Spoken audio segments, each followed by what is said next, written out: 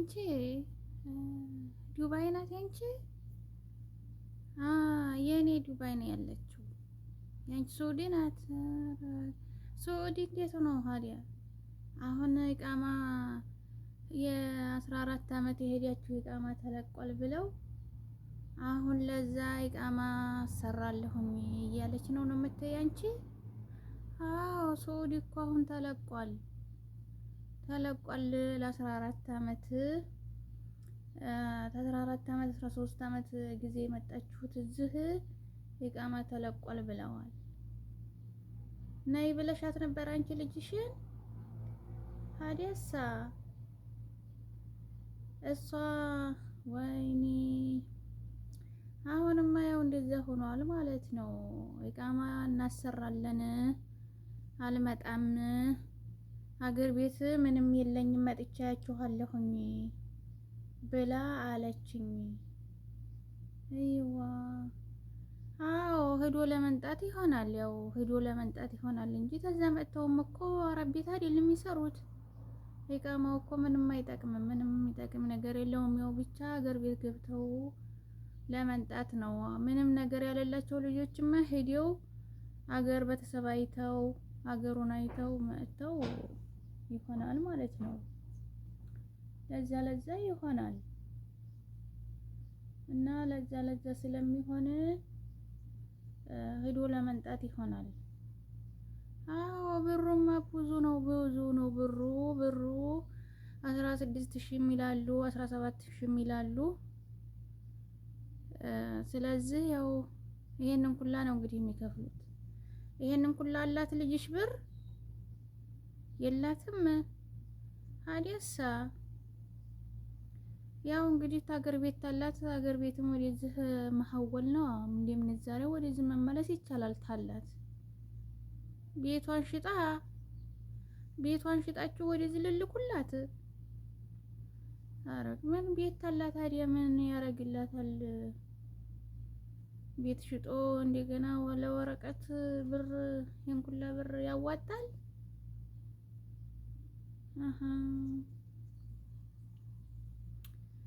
ቤቷ አልጨረሰችውም ቤቱን። አዎ አገሩማ ያው ተበላሽቷል። እሱማ ታዲያ ቤቱን እንኳን ግርግዳው የቆመው ቀርቶ ዛሬ ጊዜ ቦታውም እኮ ቀውጤ ነው። ቤቱን ሽጣ ተምትልክ እስከምትያዝ ድረስ እዚሁ ዝም ብላ ሰርታ በኋላ ብትገባ አይሻልም? ቤት ትንሽ እንደው ግርግዳው የቆመት አላት። ያው አዎ እናንተማ ይሸግራል። ታዲያ እናንተ ለምን ታጠፉባታላችሁ ብሩን? 13 አመት የሰራችው አንድ ቤት እንኳን አልሰራችም። አዎ 13 አመትማ ሰርተው ብር ያልጨረሱም አሉ። ያው ቤተሰብ ነው የሚበላው። አላህ ይሆናል። ሀራም ነው እኮ የሰው ቤት የሰው ፊት አቃጥሎ ብር ይሄን ያህል አመትም ተቀምጠው መልሰው ደግሞ እንደገና እዛም ያለውን ወደዚህ ልከው እንደገና ደግሞ ይሄን ያህል ማጥፋት ማለት እሱማ ትክክል ነው። ግን ማለት ነው እኔ የሚገርመኝ ነገር ግን አንድ ነገር አለ። ግን ይሄን ያህል አመት ተቀምጠው አንድ ቤት ታይሰሩ ዝም ብሎ በወር ለቤተሰብ ልከው ቤተሰብ እዛም የምታጠፉባቸው ይገርመኛል። ዛሬ ታገር ቤት ብር ወደዚህ መላክ ማለት ከባድ ነው እኮ። እንዴት አድርጎ ያኔ ለምን ታጠፉባቸዋላችሁ? እሺ አሁን ቤቷን ሽጣችሁ ለወረቀት ማስተካከያ ወደዚህ ትልኩላት እንዲያው ትንሽ አያሳዝንም? ከእንግዲህ በኋላ የኑሮ ውድነት ጣራ ነክቷል። እንደገና ቦታ ገዝቶ እንደገና ቤት መስራት ማለት እሱ ልጅ እንግዲህ 13 አመት እዚህ ተቀምጣ መልሳ ደግሞ አሁን 20 አመት ራሱ ተቀምጣ ቤት አሰራም። የኑሮ ውድነት ፎቅ ነክቷል። አሁን ቤቱ ብትሸጡት በርካሽ ነው፣ የሚገዛው የለም። እኛም የኑሮ ውድነት ይዞናል እዛው ተሆነ። እሺ እሷ ኑሮ ያምራትም ልጅ ያምራትም ዝም ብላ ያው ባረቤት ግርድና ይሻላል።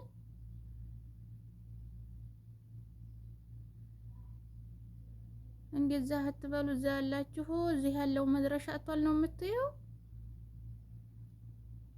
እዚህም እኮ እኛ ያለ ነው ሀገር ቤት እያልን ነው። ሀገር ቤት መግቢያ አጥተናል። እዚህ ላይ አይናችን አስጠላን። ስራው በቃ ተዋት ተነስቶ ስራ ነው። ሁሌ እኮ ስራ ነው እዚህ። በዚህ ላይ ምን ያህል አመት አረቦች ጋር ብትቀመጪ ደክሟታል ምን አይሉም። የሆነ ሰዓት ስራቸው ተጎደለ ያው ነው በቃ አውሬ ነው የሚሆኑት። ይሄንን እኮ ማሰብ አለባችሁ ኢትዮጵያ ያላችሁ ሰዎች። ለምን ይንጣያኒ እናንተ አሰሩም እንደዛ እዛ ብትሰሩ ያኔ ራሳችሁን አትችሉም? አዎ እሱማ ኢትዮጵያ ሆነ ኢትዮጵያ ባለው ነገር ስራ የለም። ነገር ግን ልጅን በሰው ሀገር ማስቀመጥ ማለት ነውር ነው። ይሄን ያህል አመት አናፍቁም። ሌላው ይቅር እንደው አናፍቁም። እንዲህ አይደል እናንተ ብር ታገኘ ምን እናፍቃለን? ስልክ አለ፣ በስልክ ናፍቆት ይወጣል። ይገርማል እኮ እንደው። እሺ ታዛሳ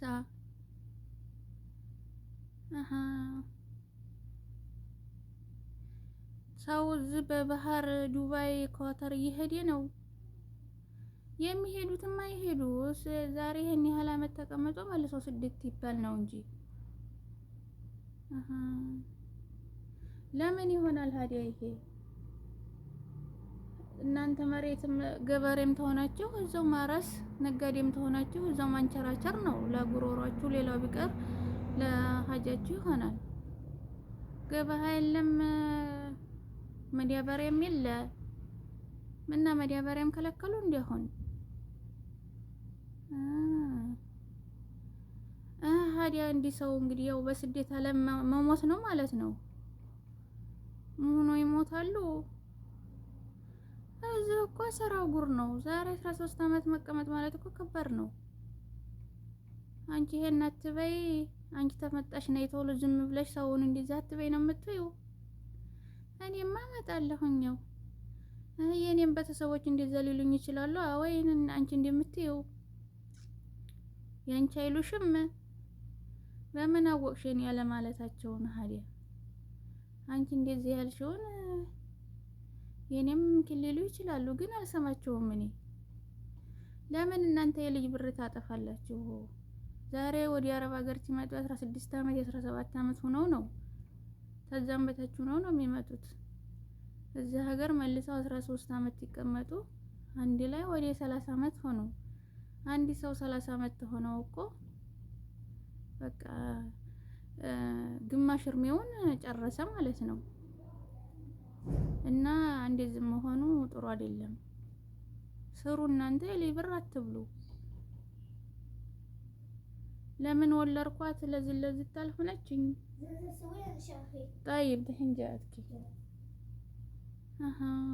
እና ሰዎችም እየጠሩኝ ነው። እኔ ኢትዮጵያ ሰዎች ታሳዝናላችሁ ማለት ነው።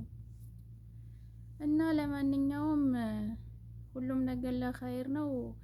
ኢትዮጵያ ያለ ሰው በቃ አረብ ሀገር ያለችውን ሴት ትዳር ቢይዙ ትዳር የለም እንዴት?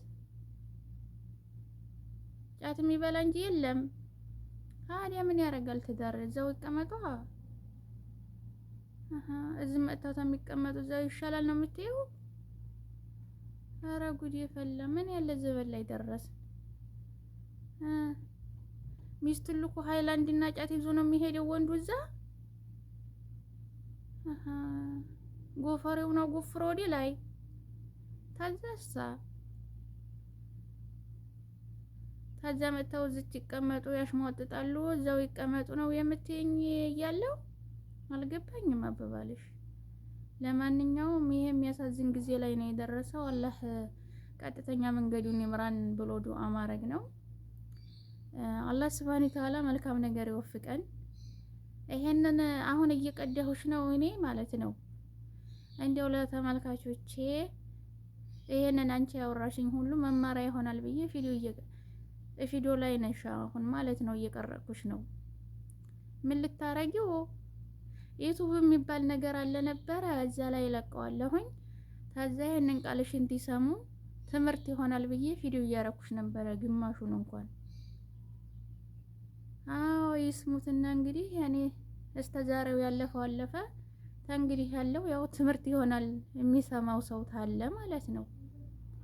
አይዋ እሺ፣ ደህና ዋይ። እሺ